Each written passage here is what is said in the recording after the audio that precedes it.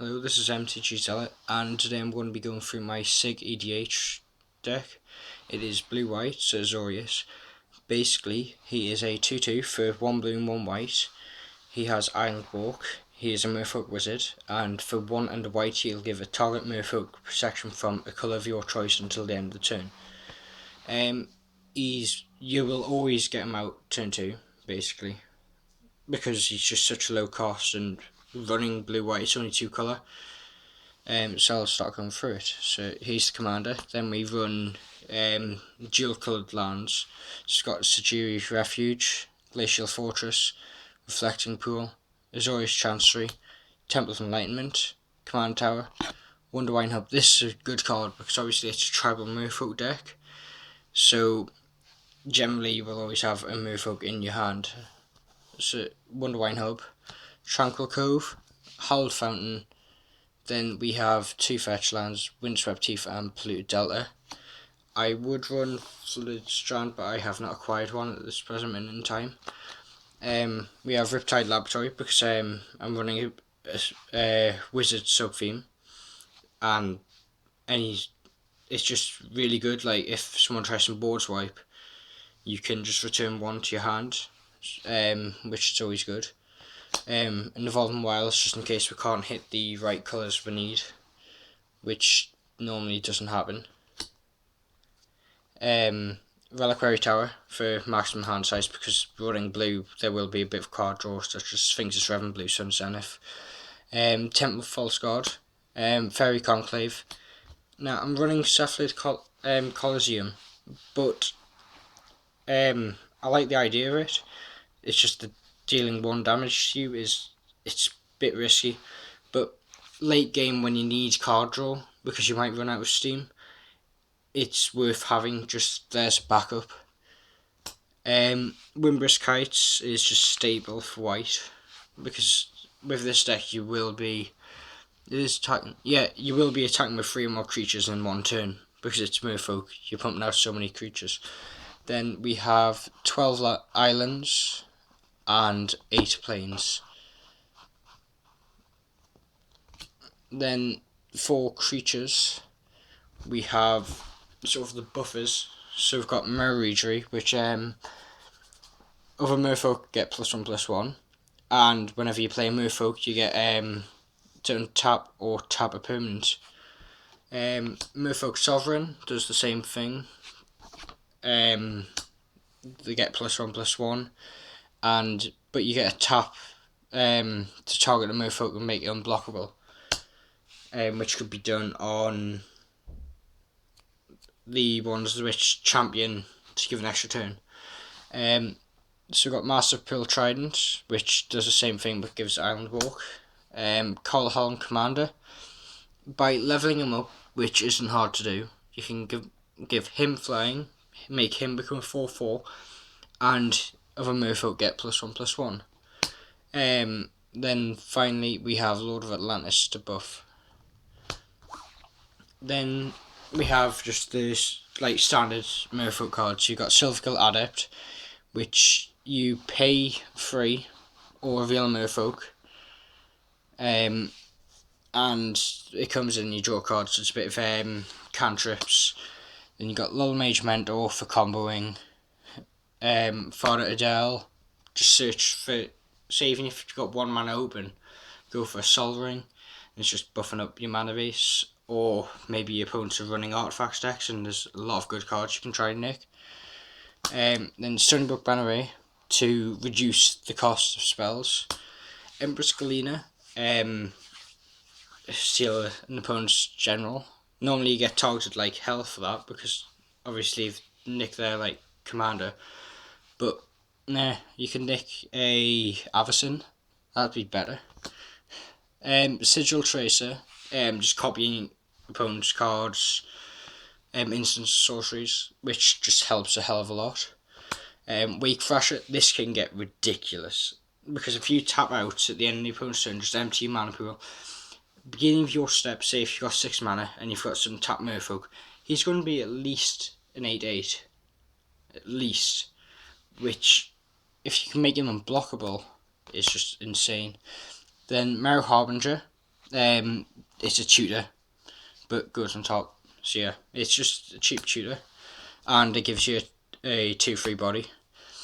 Sage of Fables, just the amount of wizards you'll be getting +1/+1s. It's a merfolk, but you can pay 2 and remove a +1/+1 counter, and you draw a card, which is quite nice. Drowner of Secrets, used to mill your opponents out. I have successfully milled an opponent out due to this. It is very effective. Now, Wonderwine Prophets is part of a combo piece, but you champion a merfolk when it comes in, and if it deals combat damage to a player, you sacrifice a merfolk and you get an extra turn. Seeming as you can make him unblockable easily, and there's plenty of sacrifice outlets due to token generation, then it's easy enough to get infinite turns. Deep Channel Mental, creatures unblockable. Coast's Trickster, turn 1 drop. Anybody tries to tutor or fetch land searching, then this card will get buffed up majorly. Judge of Currents, just life gain. Stonebrook Schoolmaster for token generation. Foul Sage for whenever it becomes top draw card. Stormtide Leviathan. Islands are everything's got Island Walk. Wait, no, sorry. It has Island Walk. Only creatures that can attack are with Flying or Island Walk, and all lands are islands, which means, in addition to another type, which means basically all your creatures will be attacking because they've all got Island Walk, basically. At least most merfolk do. Sea Hunter is another tutor engine, but it's straight into place so you can get your combo pieces out really easily. Vidalcan Aethmage, only used to wizard cycle, because why not? Search for your favourite wizard, which seems there's a lot in this deck. Very effective. Azami, tapping wizards, drawn cards, good.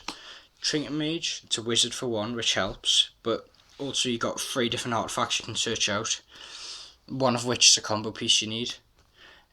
Sun Titan, it's just the amount of like CMC 3 or less in this deck, then you got fetch lands and other things. Then Sad Robot, just it's nice to have a bit of ramp and a bit of draw. Fire Action Metamorph if you need to copy a certain merfolk, or an opponent's got a nice Avacyn, for instance, and you want one for yourself, just generic copying.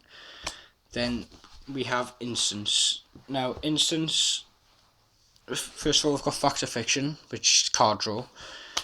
So is Blue Suns, and if Brainstorm's a bit of cantrips, Sphinx's Rev. Then board wiping, Cyclonic Rift.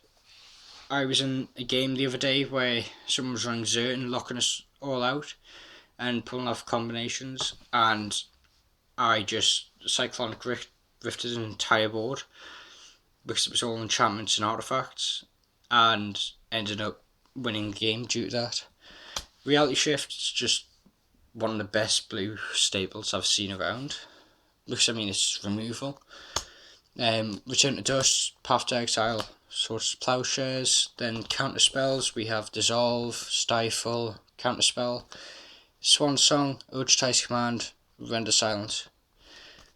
That is it for the instance. Then we have the sorceries. So we've got a few board wipes or like clearances. So you got Supreme Verdict, Inundate, Day of Judgment, and Terminus. The good thing about running Terminus is, as soon as you've got all your merfolk, you don't really want them to go to the grave. So putting them on the bottom of your libraries is the next best thing. And Inundate is getting rid of all non-blue creatures, which seems you run a load of blue creatures, is very helpful. Then we have Summon School. This I had doubts about initially, but seeing as I can trigger it off 3-4 times per turn to start off with, it is very good indeed, because opponents may think, oh right, it's just 2 1/1 blue merfolks, but eventually you can trigger it off 4, 5, 6 times per turn, and that's going to become a massive threat, especially if they're unblockable and buffed. Then we've got Preordain and Ponder, and Shared Discovery, because you're producing so many tokens that this is basically just a Ancestral Recall, drawing 3 cards for 1 mana. It's just brilliant. Then enchantments, we have Freed from Real, this is another combo piece, Merrow Commerce and Ristic Study. Then finally for artifacts, we have Paradise Mantle, Springleaf Drum, Sol Ring, Hall of Triumph, Binding Facet and Caged Sun. Now, the main reasons I'm running these 3 is Sol Ring's a commander staple, Springleaf Drum is just mana ramp, and Paradise Mantle is part of a combo which can be used, which is used with Freed from the Real, Paradise Mantle. I'll just find the pieces. Stonybrook Schoolmaster. Then you can either use Lure Mage Mentor or Wonderwine Prophets. Now, basically what you're going to be doing if you're running it with Lure Mage is you're triggering this inevitably, equipping Stonybrook Schoolmaster with Paradise Mantle and Freed from Real, tapping it to create blue mana, then using the mana from Freed from Real to untap it, and continue doing this. And whilst that happens, whenever it becomes tapped, you're producing 1/1 blue Merfolk. Then this will create an infinite cycle, so you got infinite Merfolk. Then, because you have infinite Merfolk, every spell, unless the spell says cannot be countered, you will have infinite control over the board whilst producing more Merfolk, which is just brilliant. The other thing to do is using champion Merfolk. You'd come in champion anything except Stonybrook Schoolmaster. Then whenever it deals damage to a player, sacrifice a Merfolk. Well, you produce an infinite Merfolk, so, or you can have it without that, and use a tap outlet such as Drown of Secrets, and basically by doing so creating infinite loops and turns, which is very good. So this was the deck and sort of the entire deck itself. It works alright, I suppose. It's more of a multiplayer based game, sort of sitting back while everyone else is fighting each other off, then coming in one big herd and killing off the opponents. So thank you for watching. If you want to like, subscribe or comment, please do so.